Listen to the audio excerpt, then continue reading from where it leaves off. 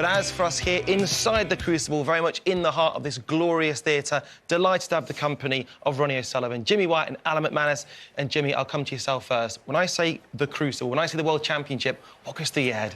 Well, you know, it's just our blue ribbon event, you know, the ultimate tournament. Every snooker player wants to play well here, get to the one-table situation. For me, there's no other venue. This is the best venue for snooker, and obviously it's the World Championship, so very open this year. It really is wide open. And now, when you're driving down, in your case from Glasgow, when you see the signs for Sheffield, what goes through your head? I was thinking about it on that drive. It was a 4.5-hour drive, and I loved every minute of it, because you get to the destination here very, very quickly. It's, you know, it's something you're familiar with, but this tournament itself isn't just any other tournament. This is a whole different life form from any other event. There's a reason why only 6 players in history at the Crucible have won this thing multiple times. I'm talking Davis, Henry, the class of '92, and Selby. That tells you how difficult this thing is to win, and it's why it's the biggest and the best. Yeah, absolutely right, and I'm sure every single person watching this at home will be delighted, obviously, Ronnie, that you're playing again. Do you miss it when you're not playing? It's been quite a few months. Yes and no. Yeah, no, it's a strange one, but it was good to have some time out. You've got your cue out. It's a new cue. How's it going in practice? OK, not great. The cue's fine. It's just me. Yeah. Exactly right. And in terms of Robertson, we've just seen that match. If you were watching us on TNT Sports and Eurosport across Europe, you will have seen that Neil Robertson, dare I say out, a little bit of an unexpected performance. Chris Wakelet in charge. Yes, we saw 8 seeds, demise of 8 seeds last year in the first round, but have a look at this pink as well. The blue's a beautiful shot. Jimmy, what about the pink as well and the black to follow? Fantastic. It took a lot of time to decide to play the blue, and he realised it was value 7-2 or 6-3. He should have won this frame. It has to be said, he's outplayed Robertson from start to finish, you know. Even at 6-3, he didn't do a lot wrong, Robertson. Just Wakeling was too good for him today. Fair play, Chris Wakeling. What is the first to 71 frames, and you can call yourself a World Snooker Champion. 32 players looking to do that. And let's remind ourselves of what we can look forward to in terms of their head-to-head. So right at the top, Karen Wilson in charge against the Crucible debutant Lee Pei Fan, one of 3 Crucible debutants this year. Jack Jones, Zhao Xintong, by the way, that is an incredible matchup. Neil Robertson, as we said, we know the situation there. And Mark Allen, what about him? Could he be the next first-time winner? That's the first quarter of the draw, and then the quality keeps coming. We're going to talk about Ronnie O'Sullivan and Ali Carter in just a second. It's the all-China affair. Si Jiahui, Dave Gilbert. Dave Gilbert went to a final frame decider in qualifying. And Mark Selby, he is in fantastic form, by the way, playing the Leicestershire man as well. 2 Leicester boys going at it. Ben back after a number of years. John Higgins, another in-form man from the class of '92. Xiao Guodong against Celti went to a final frame decider from 7-3 down on Judgment Day. Barry Hawkins is aiming for fight. They'll be competing on the other table. That, by the way, is a corker of a match. Mark Williams, what a close one against Wu Yiza. A lot of people think he could be favourite to go deep in this one. And then to complete the set, we have Luca Brissell. You never know what you're going to get from him against Ryan Day. Ding Junhui, a number of players would love to see him be the first Chinese player to do that. And then it's the Magician as well. And then it is Judd Trump. So much to talk about and not an awful lot of time to do it. But, Ronnie, we do know that you'll be playing Ali Carter. And when we saw that, we thought, right, game on. With yourself, how are you feeling about it? Yeah, tough match. Obviously, Ali's a really good match player. Plays well, usually, when it comes to the Crucible. Obviously, I took time out because game was pretty awful. So having more time out probably wasn't the best idea. But so, yeah, it's kind of stacked against me, I suppose. But I suppose I had to start at some point, you know. He does have an incredible record against Ali Carter, Jim, although there was one exception, and should we call it Shouldergate? Yeah, I think that's the only... Alan was telling me earlier on, I think that's the only time he's beaten Ronnie.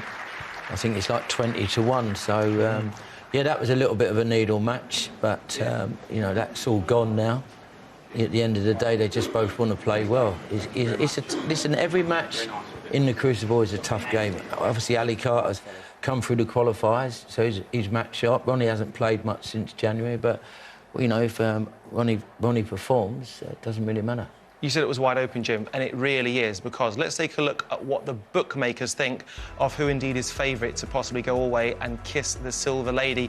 And not really surprising how Judd Trump at the top there, but I'll tell you what, this is so... And Zhao Xintong, by the way, could you just put a bit of flesh on the bones as to why that's surprising? Yeah, he's installed as sixth favourite. He came through 4 matches of qualifying in the last 10 days or so, making 12 centuries en route to the Crucible itself. And yes, I have to agree with the bookmakers there. He is a contender of sorts, but I just wonder, and I've been looking down the list of champions and kind of talking about it at the top of our show there. It seems to me that you need lots of experience to win this thing. Ronnie himself, it took him 9 years to win it. John Higgins, it took him only 7. But that's quick style. I think, you know, it took Stuart Bingham 20 years to win this thing. I don't think you're going to rock up and... Even Xintong, yes, he's been around the block quite a bit, but he's been off the tour for 2 or 3 seasons now. It would be a big ask. Ron, I know you're very impressed with Zhao Xintong. Yeah, no, I agree with Alan, though. It's a really different tournament. You know, sometimes you need a bit of experience here just to kind of know how things can ebb and flow a lot, you know. So sometimes, you know, you can feel like you're out of a match, but it can quickly turn around, so only experience sort of gives you that knowledge. So yeah, I think I was a little bit surprised that he was up there as high as he was. You know, for me, someone like Sean Murphy, who's played great all season, plays well at the Crucible, very good bottle player. I know obviously he's near Judd, so maybe that's why his odds were quite big, but if he gets through Judd, you have to say he's a strong contender. And then, Jim, in terms of the top 16, obviously we know about the quality, but just to get to this point, if you are a qualifier, it's a tough process, as you obviously yourself know. Yeah, but obviously with Xintong as well, that Q Tour thing, he won that so easily. He was like miles in front, had loads of 147s, loads of 140s. He went through qualifier.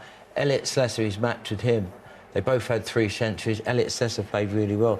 But that Xintong, he's got them extra gears. You know, for me, he's one of the best ball strikers I've ever seen. And he can win 4 or 5 frames in a row, no problem at all. You know, Ronnie at his best, that's what he used to do all the time. Like, would go on one and win 3 or 4 frames. Xintong, OK, it takes a lot to win the World Snooker Championship. You do need a bit of experience. But no one sitting here would be surprised if he did win it, because he is that good. He is that good a scorer. Also, just a word on Judd Trump, because, say, a few months ago, certainly the start of the season, you might say he's a strong favourite. He is still the favourite according to the bookmakers, not necessarily as high as he otherwise would have been. But 3 titles this season is incredible by anyone's level, but yet you've got Kyren Wilson. Yeah, you do, and he had a brilliant first half of the season, as we know, did Judd. But talking about Xintong, possibly, there's 3 huge elements. You need the physicality, you need the game, obviously, but you need the mentality, I think, above everything. They've all got the talent, all the guys that are here. But if you don't have the mentality like Judd has, Judd's a winner. He bases everything around winning, not potting long reds, and that takes care of itself. He's a winner. And people like Xintong hasn't proven it really yet at the top level consistently. Judd has, and that's why he's a massive threat in this year's World Championship. So we go down the line in terms of predictions. The bookmakers think Judd and a few others as well. Ron, who would you say is your man to beat? I'd definitely say, obviously, you have to make Kyren and Judd the 2 best players in the world, you know, ahead of everybody else. But I think Selby has played good all season. I think he'll play well here at the Crucible. I think he'll be a match for anybody. So, yeah, it's just sometimes certain players match up better against others. So I think Selby's only difficult opponent would be someone like Judd Trump, I think. Jim, you've never had a bet in your life, but No. if you were to have... Well, I'm just going to wait to see how the Rockets playing, and then we'll find out from there. But John Higgins has got his form back since he's won in China. He fancies winning all the time. Judd Trump, start the season, was, you know, played some unbelievable stuff. He's took a top Kyren Wilson. I think he's beaten him in 3 or 4 finals. You know, so, and Kyren Wilson looked very solid today, looked bang on it. Selby's back to form. So, you know, obviously the big hitters are always going to be there. But, for an outsider, I like Xintong. I think if he can play well against Kyren Wilson, if they both get through, he's got a chance. But obviously Wilson will have a lot to say about that. And now for yourself, one name? Sean Murphy for me this year. I think he's got some good form. He's had a bit of a couple of frighteners recently, 6-1 at 6-0 and 10-1 in the Players on the Tour. So he's got a little bit to prove, I think, which is no bad thing, actually. Just touching on John Higgins, he's had a brilliant season. I think he's actually playing the best of anyone at the moment. Mark Selby hit him with the biggest kitchen sink that you can imagine at the Tour Championship final at 7 in a row, and John just sat back, all right, pal, I've got this. And he did have it, and he proved that John's missing nothing at the moment, and that's why John's going to be a huge threat as well. Question marks all over the gaff, it is safe to say, but the man who every single player mentioned there, Kyron Wilson, the defending champion, the Crucible curse. No first-time winner has ever defended that world title. Could he be the man to do it? He's currently in control against Crucible debutant Li Pei Fan.